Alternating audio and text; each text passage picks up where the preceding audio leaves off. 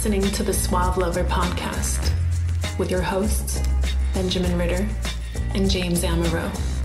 SuaveLover.com, advising gentlemen on the art of romance.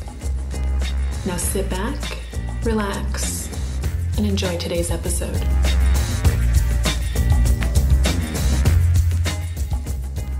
Have you ever lived alone? I've never lived alone. Roommates. There's always been a body. No, I've always said roommates. I want to live alone. That's the next step. Mm-hmm. My parents' garage count? I don't know. Was it private? Yeah. Doghouse. So great moving out of the parents' place. Right. I mean, the first step is getting a place probably with someone. You currently live alone. Currently. I've lived alone more or less ever since I got separated from my wife. And it's very different living with somebody and living alone. Because right now I live in the edge of town that is Hipsterville, kind of. Hipsters that throw up gang signs.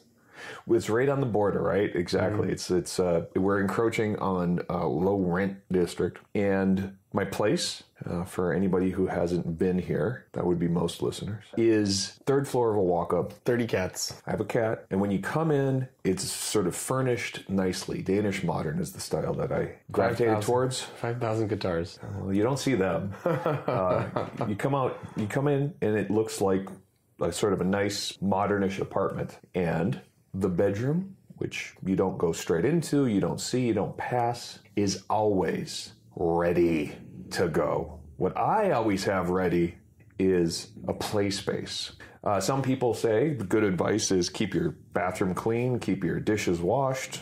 I say make sure that your bedroom is fun. There's a lot of eye candy that you'll notice, although it's subtle. There's a lot of eye candy around my place, and I like it that way. It's something to do. It's tactile. It's engaging. You have books out. You have a couple of books out at your place. You have a cat at your place. Sex books. You have sex books. Game books. You have fish, and your dishes are always done when you're going to have company. My dishes get done every red moon. But the play is always ready to go. There's always a playful. There's always a chance for suspension. There's always a chance for a dildoation. Teledildonics, I believe, is the term for distance fucking. I can move the dildo with my mind. That's right. All that stuff's ready to go. Condoms are always ready and visible. There's no question as to whether or not we're going to play safe. That's all situated in my place. And I think it should be in any reasonably swingery adult guy's place. So I totally agree with you. I actually will never leave my house without my bed being made. Most of the time, when I know that I'm going to come home without my bed being made, without, let's say, condom wrappers in the garbage or in the kitchen garbage. So it doesn't look like I recently played to be a turn off. With my room smelling relatively okay without like horribly dirty clothes in my hamper. Incense? Do you incense your place? I have those little flower air fresheners, which I suggest. And then also having all my condoms, I have like a play drawer next to my bed. Right. Fully stocked, ready to go. I like the idea of having them out because it does take time to open the drawer, take out the condom. That's not good. I also always try to have clean sheets.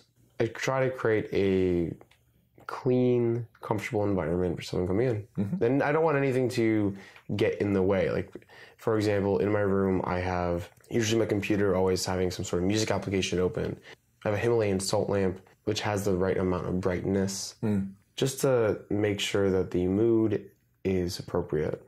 Oh, the layout is a little bit different, so this is good. Depending on the space that you have a lot more room. You had a couch in your bedroom at one point. Yeah. Yeah, you have a lot more room. I have less. And because of that, I've got a very strict no computer, no phone policy, so that the bedroom is sort of sacrosanct. Music can come in from the other room, and what it does is it makes it actually a very tight and a very intimate space. So depending on the space you have to work with, that makes sense. You furnish it appropriately. You could have something like that's nice, and when I've had big bedrooms, you've got little assortments, a desk, a place to work and do other kinds of things. But in my case, my room is very much sort of this ensconced kind of place to be asleep or in love. And there really shouldn't be anywhere else to sit in the room. That's true, right. It should be your bed because you want to get to the bed as fast as possible. That's right. I don't really have many things in my room, though, to distract. I suppose. So, but I also think it's very important because I do have a very big place. Yeah. That place be relatively clean. And actually, a recent study actually shows how important that is. This was done by Rent.com. 1,000 singles were surveyed about if a clean apartment or dirty apartment turns them on or not. Some of the findings: 70% of men and 66% of women said a nice apartment could make them more interested in a potential partner. Yeah. 77% of men said they pay the most attention to how clean or dirty their date's apartment is. But the statistic was 84% for women. So women find that a little bit more important. Right. I mean, sometimes you're a little bit more focused as a guy. Yeah, right.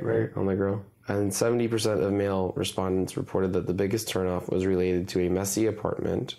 82% of female respondents agreed, but some areas generated greater disgust. A dirty bathroom, 41% of men and 47% of women. Dirty dishes, 15% of men and 13% of women. And like empty beer bottles and crap lying around was 22% of women and 14% of men. Okay. So you could see it does turn people off. A clean apartment can make someone more interested in you.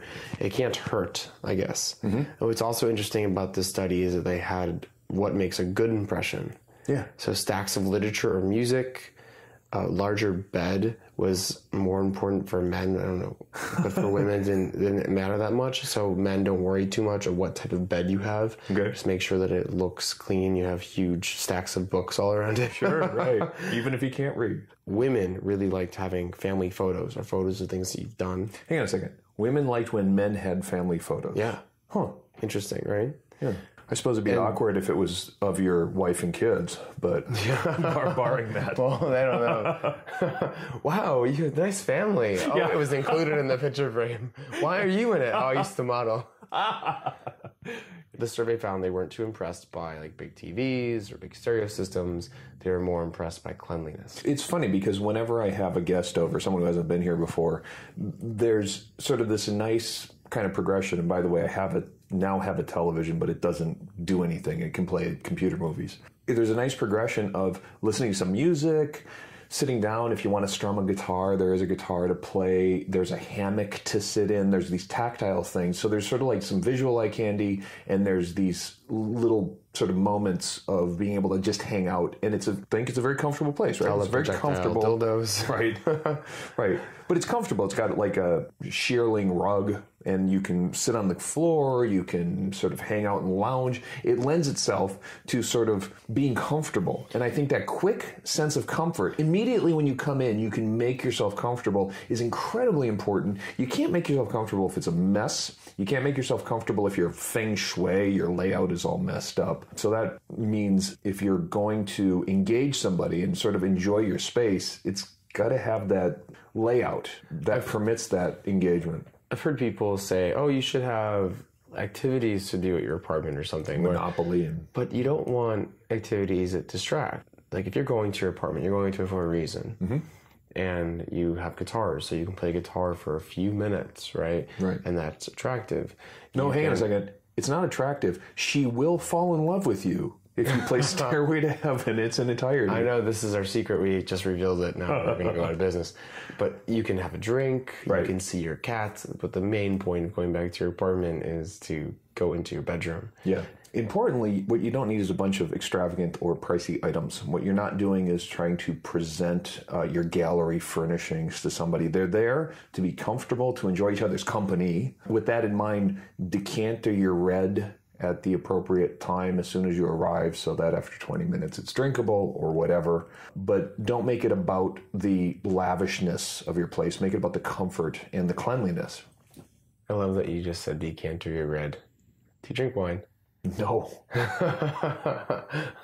Whiskey and vodka, thank you very much. You come over, you pop open a bottle of red wine. She's like, what are you doing? I'm like, oh, I'm letting it air out. So you seem a little bit sophisticated. Yeah. You in the bedroom. What about the wine? Shut up. It's really simply, have an apartment that's clean. Have a bedroom that's ready for play. Then blindfold her so she can't see anything. Make sure your hidden cameras are already rolling. pretty much common sense. But you are getting judged every time someone enters your apartment. Yeah, so don't sweat it. Be prepared and make it comfortable for the both of you. Or just go to her place. And judge her.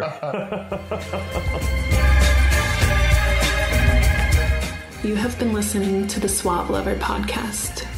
Visit suavelover.com to become the kind of man that women crave.